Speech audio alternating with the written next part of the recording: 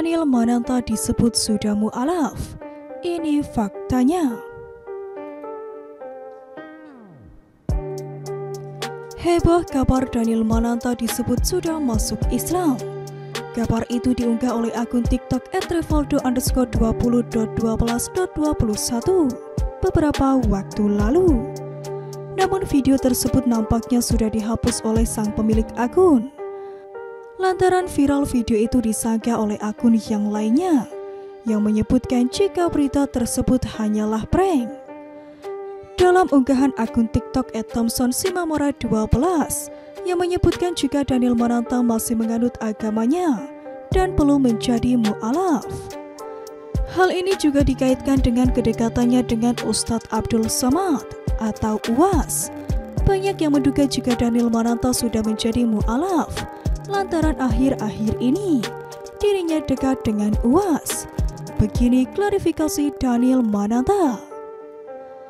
Awal mula Daniel menjalin hubungan baik dengan Ustadz Abdul Somad yaitu saat Daniel mengetahui kabar bahwa UAS tidak diperkenankan masuk ke Singapura beberapa waktu lalu. Daniel merasa ada arahan dari Tuhan untuk bertemu dan berbincang dengan Ustadz Abdul Somad. Semenjak itulah Daniel ingin mengundang Ustadz Abdul Somad untuk berbincang dalam podcastnya itu. Singkat cerita, Daniel Mananta menyebutkan saat UAS berkenan hadir di podcastnya. Saat itulah ia tak bisa fokus, lantaran ia tengah sakit tifus. Ia merasa saat mengobrol dengan UAS dirinya sempat blank hingga menyebutkan bahwa pertanyaan yang ia ajukan sudah diarahkan oleh Tuhan. Ketika gue interview UAS, itu gue blank seblank-blanknya. Ada satu momen di mana UAS lagi bercerita, gue cuma aduh ini kenapa keringet gue dingin banget. Ini tangan gue dingin banget. Ini kok tangan gue ngerasa kesemutan. Terus tiba-tiba UAS diam. Aduh Nil, pertanyaan berikutnya apa nih? Gue langsung ngomong aja, kata Daniel Mananta. Dikutip dari YouTube Kasih Solusi pada Jumat 18 November 2022 lalu. Semua pertanyaan yang gue tanya ke UAS menurut gue itu sumbernya bukan dari gue. Karena Daniel Mananta yang profesional tidak akan come up dengan pertanyaan tersebut. Sambungnya kala itu. Semenjak podcast tersebut respons dari masyarakat sangatlah positif. Hingga hubungan Daniel dan UAS pun semakin membaik. Kemudian UAS mengajak Daniel untuk ikut ke Pekanbaru.